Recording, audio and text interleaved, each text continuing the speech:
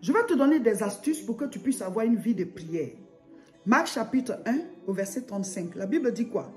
Vers le matin, pendant qu'il faisait encore très sombre, il se leva et sortit pour aller dans un lieu désert où il pria. Jésus est notre exemple. Il est notre modèle. Pour que tu puisses être un homme de prière, une femme de prière, tu dois établir ton programme de prière que tu dois faire régulièrement, tous les jours. Donne-nous aujourd'hui notre pain de ce jour. Dieu donne le pain de chaque jour, chaque jour. Il ne va pas te donner le pain d'hier aujourd'hui, ni le pain de demain aujourd'hui.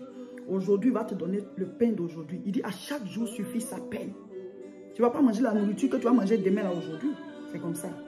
Donc, Jésus, il est notre modèle. On dit qu'il faisait encore sombre, il s'est levé pour aller prier. Tu dois définir un temps pendant lequel tu pries. Tu pries à quelle heure, à quel moment. Si tu n'as pas établi un programme, tu ne peux jamais le faire. Ensuite, il s'est levé, il allait dans un lieu désert. On ne dit pas qu'il faut sortir de ta maison, mais il faut établir un lieu dans ta maison. Ce lieu-là, c'est ton lieu de prière. Ça peut être dans ta chambre, ça peut être au salon, à une heure où les gens ne sont plus au salon. Ça peut être dans la cuisine. En tout cas, définis dans un endroit où tu sais que quand tu arrives là, c'est ton lieu de prière. Une heure à laquelle tu pries, ton lieu de prière. Tu dois avoir du matériel pour prier. C'est-à-dire ton stylo, ta Bible, quelque chose pour prendre note. Parce que souvent, tu peux être en train de prier, puis Dieu te parle. Alléluia. Ensuite, on dit quand il est arrivé, il a prié. Pour que tu puisses réellement prier, puis tu n'es pas rêvé là. Parce que souvent, tu arrives, tu veux prier, mais tu commences à rêver, tu penses à des choses. Il faut que tu aies quelque chose qui est ta porte. C'est-à-dire quelque chose qui fait que dès que tu mets cette chose-là, tu pries en même temps. Ta porte, ça peut être un cantique. Un cantique que quand tu l'écoutes, tu as juste envie de prier, quoi.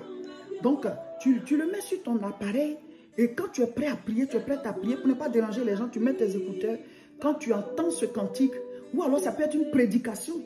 Par exemple, ce que je suis en train de mettre en ligne là, ça peut être quelque chose, quand tu as écouté ça, tu as vu que ça t'a donné envie de prier.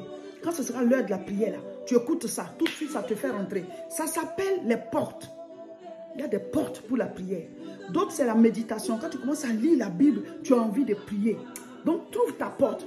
Donc, quand c'est l'heure de la prière, tu mets la porte là, tu rentres dans la prière. Et quand tu dois commencer tu dois prier, quelles sont les étapes? Jésus a donné les étapes. Nous, on a défini ça. On a fait une formule qu'on appelle 3R CSP. D'abord, tu remercies le Seigneur. Ensuite, tu te repens. Après, tu présentes les requêtes, les sujets de prière. Après, tu fais le combat spirituel. Et à la fin, tu proclames.